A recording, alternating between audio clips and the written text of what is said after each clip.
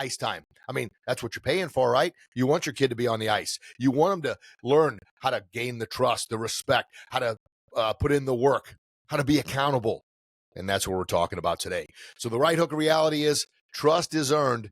It's solidified in games, yes, but it's earned in practice. It's earned behind the scenes. And when I say, would you play your athlete?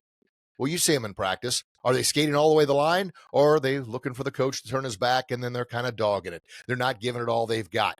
Are they blending in with the crowd, or are they standing out?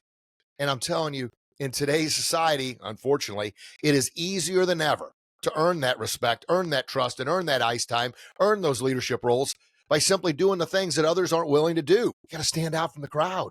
Now, is it tough? Yeah. I mean, what's easy to do is also easy not to do. And unfortunately, that's why most athletes, they choose not to do it.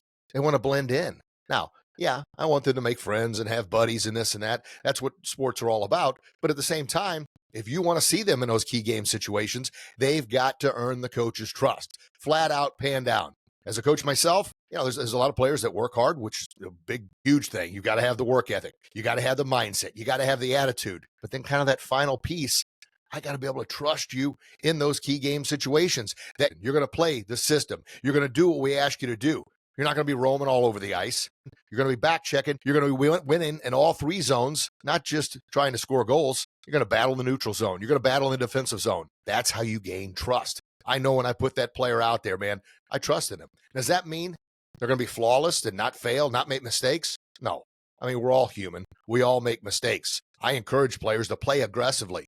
Get out there and give it all you got. And that attitude of excellence is I'm going to strive with everything I've got in order to be the absolute very best version of myself on each and every shift. I tell the players, and it's almost like a broken record because I say it all the time, when you go out there, your mindset is, I am winning this shift. I am winning every puck battle. And when I get off this ice, after this shift is over, my 45 seconds or a minute max, and that's another thing, players are often on the ice way, way, way too long. I mean, the NHL, the average shift is 40 to 45 seconds. Now, I know your athlete is in incredible shape, but I don't know if they're as in good a shape as the NHL players. And if they can only be out there up and down the ice for 40 to 45 seconds maximum, now, of course, they get caught out there a little longer sometimes if it's difficult to make a change or an icing or something like that. But that's the average shift. So I'm telling them, when they're out there too long, what happens is you get tired. So therefore, you don't have the strength or your endurance to maybe win a puck battle in the corner or tie a guy up in front of the net because you're on the ice too dang long. And that's what a lot of times games are decided on, boom, snap decisions. That's why get out there, give it all you got, get off the ice, and then reflect on your shift. And if you did something wrong, or even if you did something right, and the coach is talking to you, here's a sign of respect and how you gain the coach's respect. Tell your athlete to look the coach in the eye.